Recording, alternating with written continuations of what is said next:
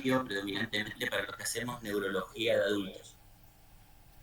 Tener en cuenta, simplemente como bien dijo Mabel previamente, que la epilepsia en el síndrome de Rett se da en el 60-80% de los pacientes, y a diferencia de la mutación del MEC2 clásico, hay otras variantes que tienen forma de epilepsia mucho más severa, como la CDKL5, que la Hanefeld, o la FOXP1, que es la variante congénita, como vemos ahí.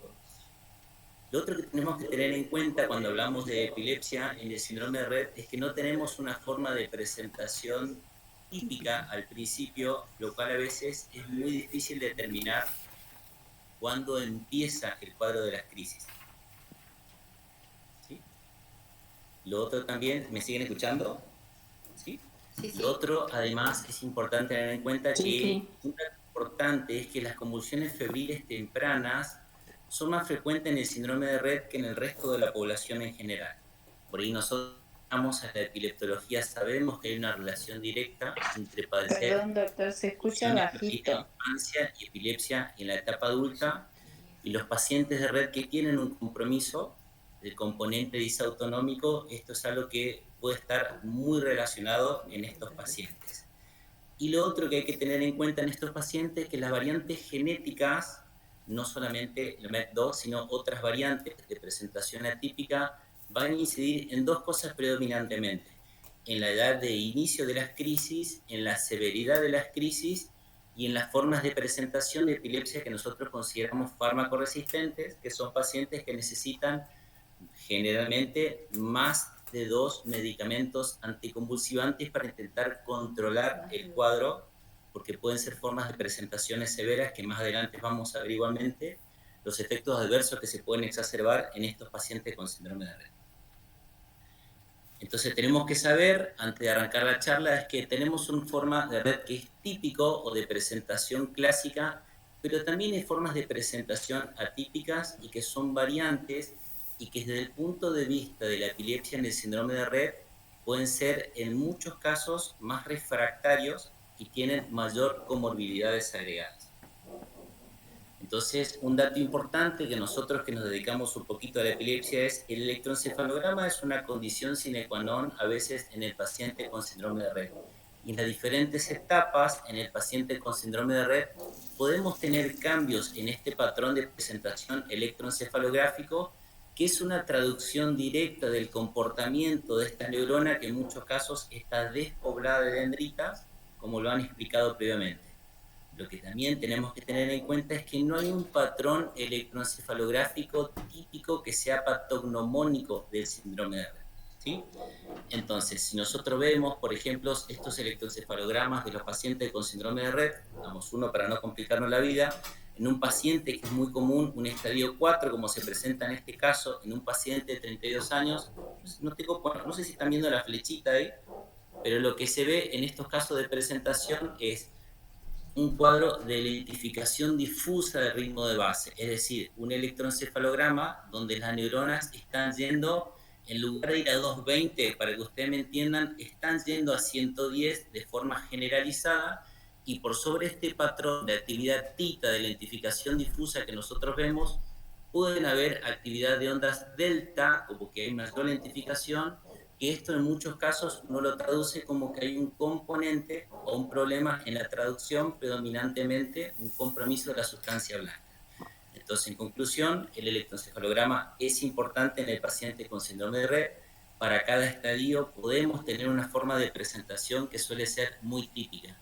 Y lo otro es que a veces el electroencefalograma de rutina es muy útil porque, no sé si ven la fecha, pero se ve, por ejemplo, en este paciente de 4 años, en un electroencefalograma de rutina, en un paciente despierto, patrón de espiga, onda y poliespiga, en un paciente que en el momento que se hizo el electro no tenía manifestación clínica, pero sí tenía electroencefalogramas patológicos con descargas.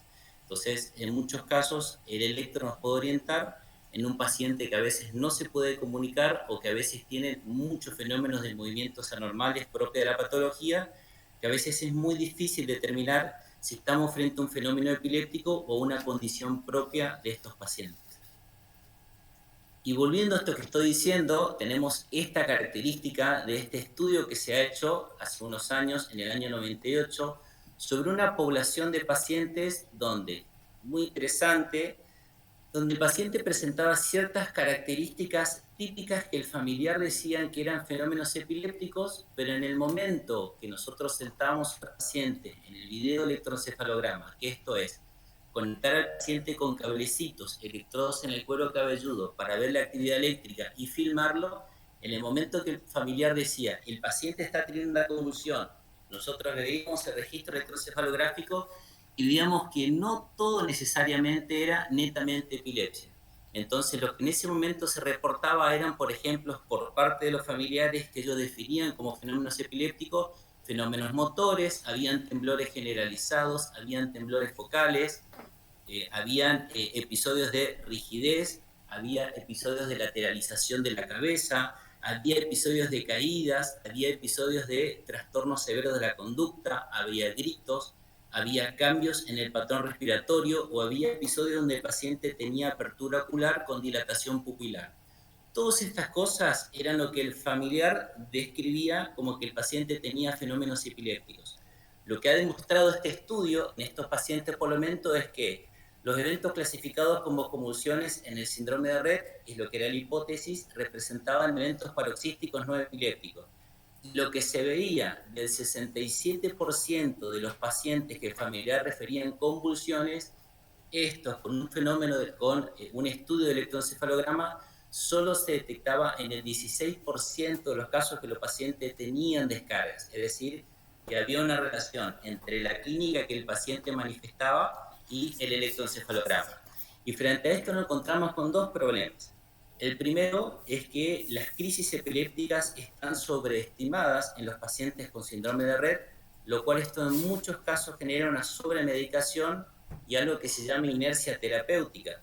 Yo coloco un medicamento anticonvulsivante y después es muy difícil quitarlo. Y por otro lado, el segundo problema que tenemos es la poca capacidad que a veces tenemos los profesionales para saber detectar cuándo el paciente tiene una crisis epiléptica o cuándo es un patrón del comportamiento. Entonces, en muchos casos, una ayuda que nosotros tenemos predominantemente en los pacientes que tienen fenómenos epilépticos de adulto o fenómenos de movimientos anormales, que nosotros decimos que son fenómenos epilépticos, es la videotelemetría. Entonces nosotros podemos tener un estudio de videotelemetría ideal, donde fíjense, tenemos un paciente que está acostadito, que está quieto, que tiene electrodos, que no coopera, que se queda quieto. Tenemos una máquina de último modelo que está midiendo absolutamente todo y tenemos un monitor de 50 pulgadas donde vemos absolutamente todo en un espacio para ese paciente solamente, que lastimosamente no es la realidad que vivimos nosotros en el sistema público habitualmente. Entonces tenemos que recurrir a un plan B, porque estos pacientes con síndrome de Rett a veces no te colaboran, a veces uno no tiene disponibilidad de equipo, a veces uno no tiene disponibilidad de un área para hacer videotelemetría. Entonces, una práctica muy elocuente es, a veces hay que filmar a los pacientes. Entonces, hay que tomar el celular y cuando yo creo que el paciente está con un fenómeno convulsivo, filmarlo. Después, en muchos casos, esa filmación, compartirlo con el profesional, donde uno puede compartirlo con otros profesionales y entre todos tomar una conducta. Pero siempre hay que tener un plan B en estos pacientes cuando el plan A no es una opción. Lo otro que tenemos que saber cuáles son los predictores de epilepsia en los pacientes con síndrome de Rett. Y esto se ha hecho en pacientes, en un estudio de aproximadamente 20 años, de una cantidad fabulosa de pacientes con síndrome de Rett, 275 pacientes, donde se tomaba información sobre la presencia y la edad de inicio de las crisis, los antecedentes perinatales de desarrollo y el estado genético. Y esto se cargaba en un modelo de predictor. ¿Y qué es lo que se vio en estas cosas? Que los pacientes que no habían ganado la capacidad de caminar dentro de los 48 meses y probablemente tenían problemas marcados del desarrollo dentro de los primeros 10 meses, se asociaron con un riesgo casi 2 veces mayor de tener convulsiones. Y lo otro es que la forma de presentación del no Rett clásico, sino el Rett atípico con variantes de Rett, tienen formas de epilepsia mucho más severa por debajo de los 4 meses en relación a Rett clásico, que es mucho más común por encima de los 4 años o en la etapa adulta. Y por otro lado, cuando el paciente teníamos una forma de presentación epiléptica en la etapa temprana, por debajo de los 4 meses, con una forma predominantemente de epilepsia bastante severa, son pacientes que tienen más posibilidades de ir a la epilepsia fármaco-resistente. Entonces, lo que decíamos al principio, según la variante del síndrome de Rett, a veces puede condicionar la etapa del inicio de las crisis, por un lado, y por otro lado puede condicionar el tratamiento farmacológico, y si nosotros tenemos la variante de forma temprana, podemos predecir lo agresivo que tenemos que hacer en muchos casos con el tratamiento para intentar evitar comorbilidades futuras en estos pacientes. Y esto es lo que decíamos, ¿cuáles son las formas de presentación más típicas en los pacientes en relación a las diferentes variantes que podemos tener en el síndrome de Rett? Y acá vemos que las convulsiones tónico-clónicas generalizadas, la crisis tónico-clónica, que es un paciente que está con ruptura de contacto con una clínica que por momentos... Se la llevó tu abuelo. No sé, el micrófono para...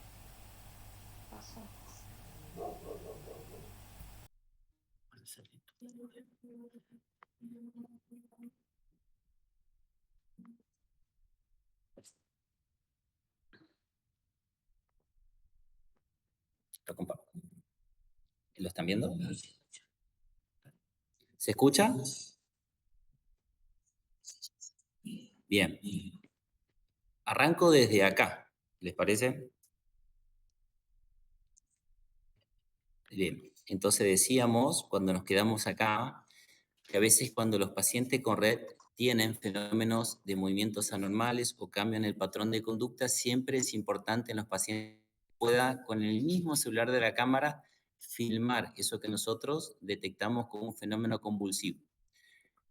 Lo que decíamos también es, dentro de lo que son los predictores, predominantemente las variantes de presentación atípica tienen forma de epilepsia mucho más severa en infancia y tienen mucha más tendencia a la epilepsia fármaco-resistente y a una peor evolución en relación al Rett clásico, que es más común predominantemente en los pacientes adultos. Hablábamos un poquito de las variantes, que es importante a veces si tenemos el gen, nosotros podemos determinar según el fenotipo cómo va a ser la evolución del paciente y cómo va a ser el abordaje terapéutico en los pacientes con epilepsia. Y habíamos mostrado esta diapo de Eric Marsh, donde a veces, según el diferente genotípico típico o atípico del paciente de Rett, son las diferentes formas de crisis que el paciente puede tener. Lo otro es, decíamos que no existe un patrón típico de presentación clínica en lo que respecta a los fenómenos convulsivos en el síndrome de Rett.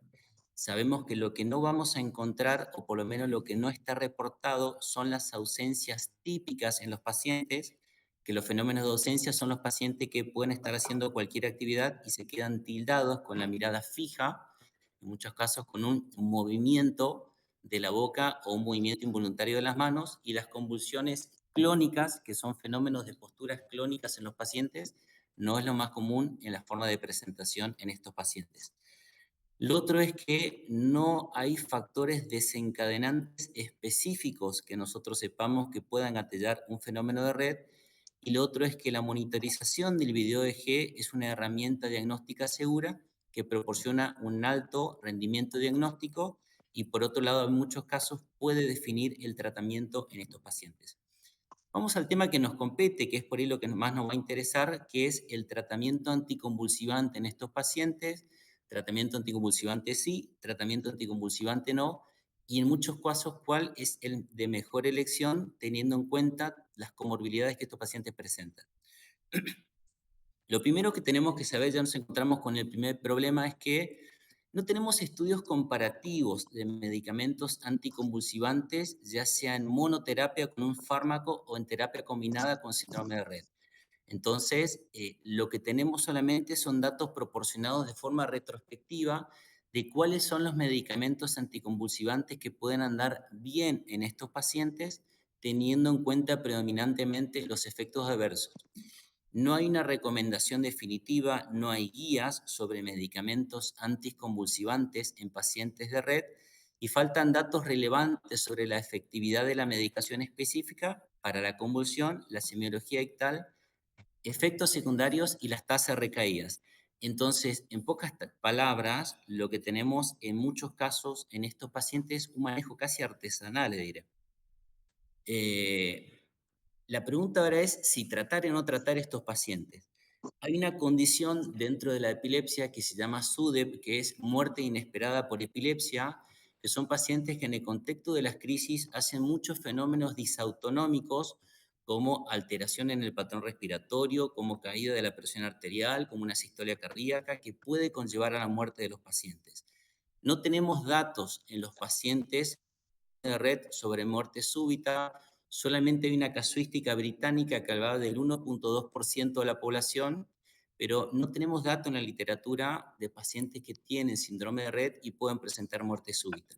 Lo que sí sabemos es que el cuadro de SUDEP en los pacientes con red tiene mayor predisposición por el componente disautonómico que de por sí ya tiene esta condición.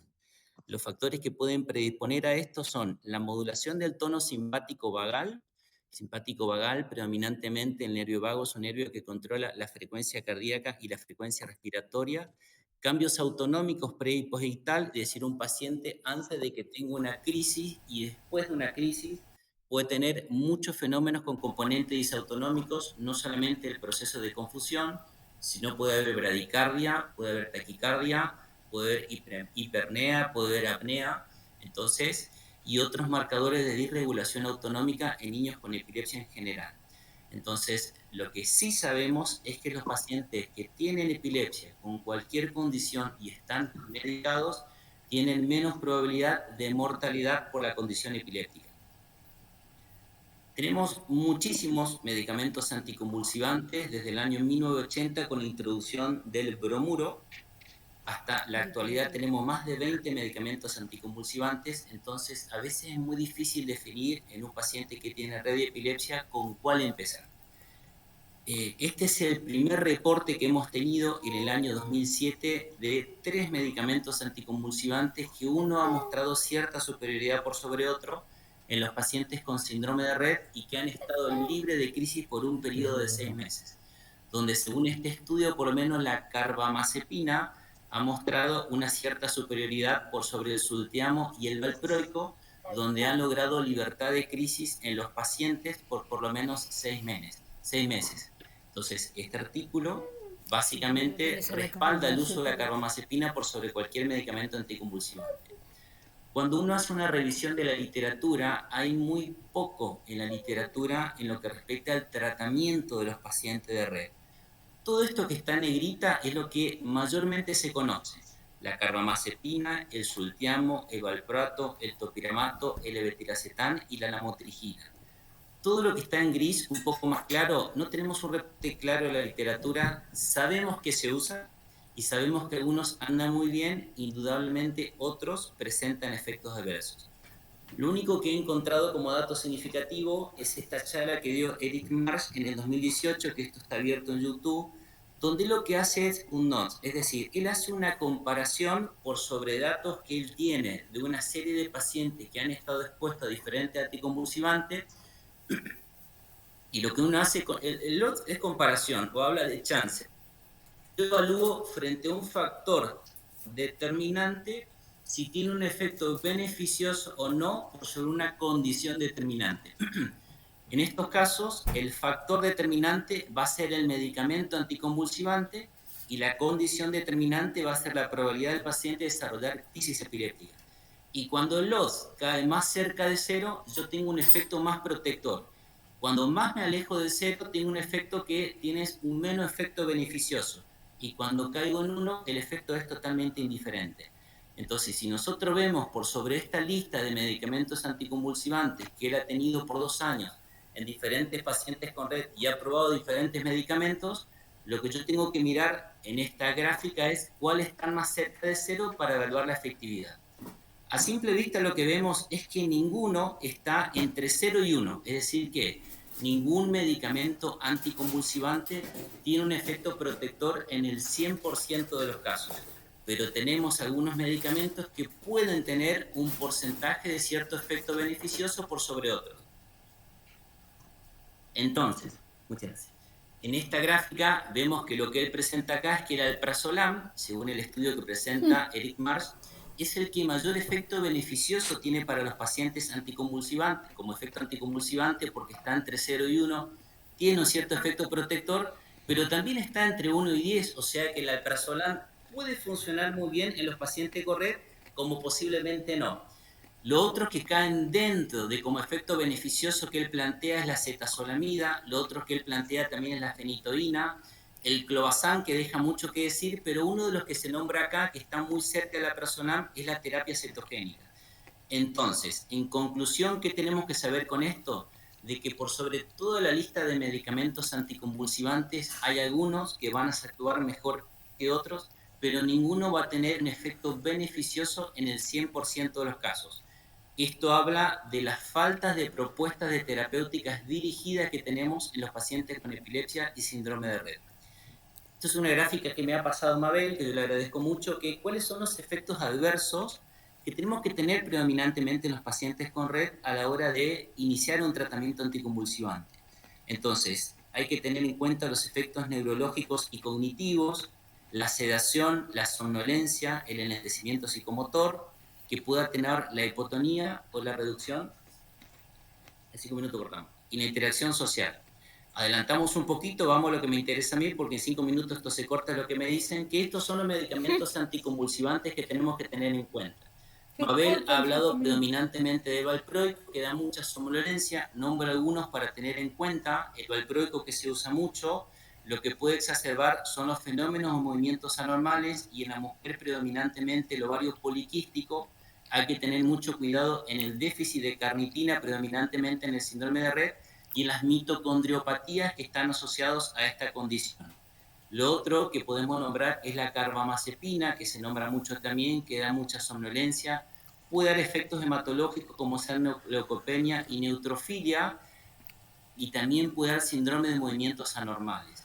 La lamotrigina es que hay que tener mucho cuidado porque puede dar mucha farmacodermia, mucha reacción cutánea, que es el eritema morbilliforme, que en estos pacientes siempre hay que iniciar con una terapia a bajas dosis, siempre hay que descartar que el paciente no tenga antecedentes de haber presentado efectos adversos en un medicamento.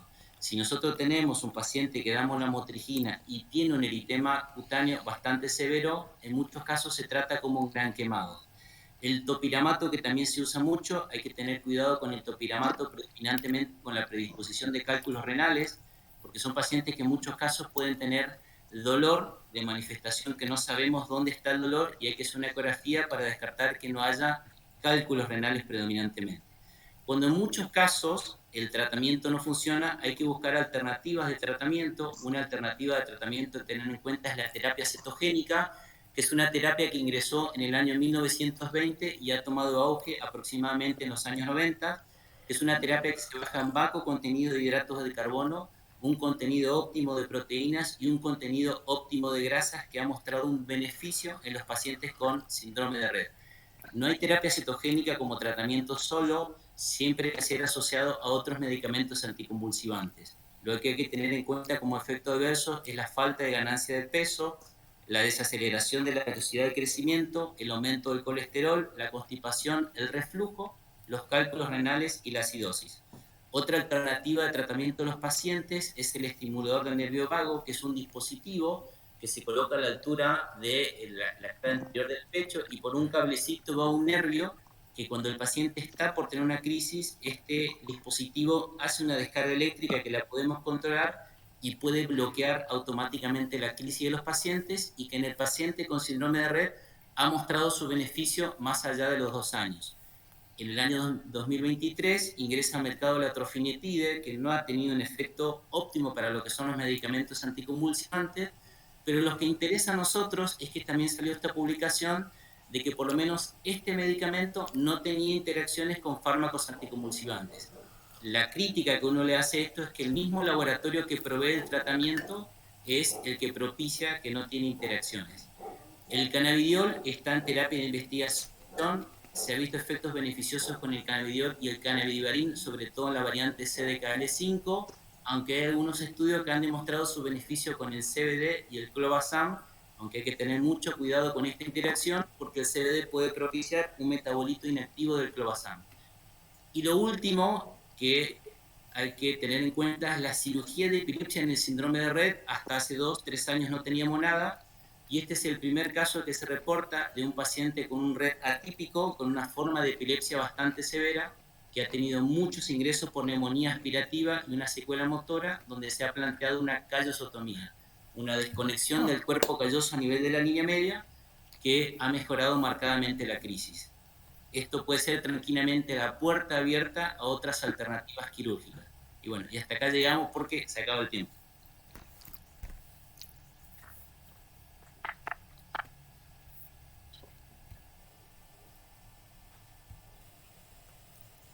En el celular.